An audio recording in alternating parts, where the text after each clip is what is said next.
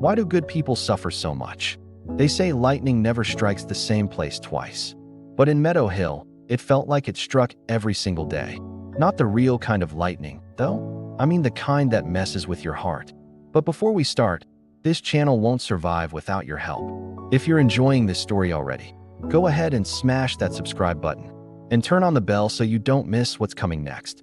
It all started with a girl named Faith, and yeah, that was her real name. She was only 12, same as me. She wore this bracelet with a tiny cross on it, and every time something bad happened, she'd hold it tight and whisper, "God, I trust you anyway." She wasn't perfect, but man, she tried to be good. She helped the lunch lady carry trays even when her friends laughed at her for it. She gave her last sandwich to a kid named Jordan who barely had food at home. And once, when a dog got hit by a car near the school, she was the only one who ran out in the rain to hold it until help came. So, yeah, Faith was good. Maybe too good. But then boom, life flipped upside down. Her dad lost his job. Her mom got sick, real sick. And just when we thought it couldn't get worse, their house caught fire one night while everyone was sleeping. They all made it out, but everything else gone. The pictures, the furniture, the smell of pancakes every Sunday morning. Poof, like it never existed. Me and my best friend Andre watched from across the street as the flames lit up, the sky like some kind of evil sunrise. Faith stood there in her pajamas, arms around her little brother, shaking but not crying. Not even a tear. That messed with me. I mean, how could someone be that strong? The next day, she came to school. Not for attention, not because she wanted to. She came because she didn't want to miss her math quiz. Yeah, math. While I was still whining about my sprained ankle from dodgeball, she was out here surviving an apocalypse. People started asking, why her? Why do bad things always happen to the good ones? Even Mrs. Thomas, our teacher, had her voice crack when she looked at Faith. She gave her a new backpack and whispered something about God's plan. But honestly, none of us could figure out what kind of plan this was. Then came the weird part. One morning, Faith didn't show up to school. By lunchtime, we heard a rumor. Andre said someone saw her family packing up in an old van. No trailer, no U-Haul, just a van with peeling paint and a dent on the side. They were leaving town. No goodbye, no explanation. 2 years passed. Yeah, 2 whole years. Meadow Hill changed. The principal retired. Andre moved away. Even the lunch lady got replaced. But I never forgot Faith. Not once. I'd walk past that burned-down house and feel something squeeze my heart. Like the wind knew secrets I'd never understand. Then one rainy Tuesday, it always rains when crazy stuff happens. My mom told me we were going to a youth church conference. I rolled my eyes at first, I'll be honest. I didn't feel like sitting in a big building hearing someone talk about things I didn't really get. But she said there'd be food, so I went. We walked in, and the music was loud, like really loud. The kind that shakes your ribs.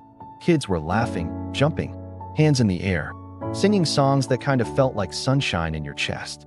It was cool. But then I heard a voice. Not from the stage, not from the mic, from behind me. "Hey, is that you?" I turned. I froze. My heart hit the brakes like SCRECH. It was Faith.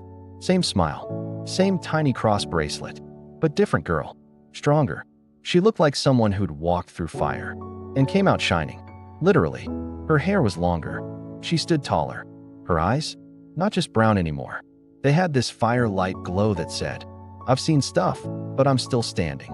We hugged like it had only been yesterday. "I thought you left forever," I said. She smiled. "We did. But God wasn't done with us." I blinked. "What happened?" She sat me down on the floor, yep, right there in the middle of the youth group, and told me everything.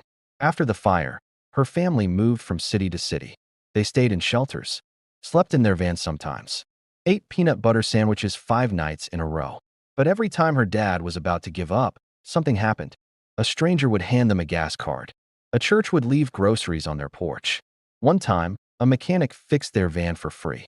And one night, Faith whispered. We were sleeping in a parking lot behind a church. My mom was sick again. We had nothing.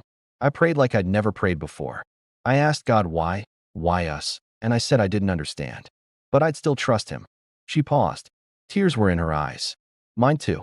The next morning, she said, the pastor knocked on our window. He said God told him to come outside. He gave us a house. Not a handout. A real house. He said, I've been saving it for a family who would use it for something bigger than comfort. I stared. What does that even mean?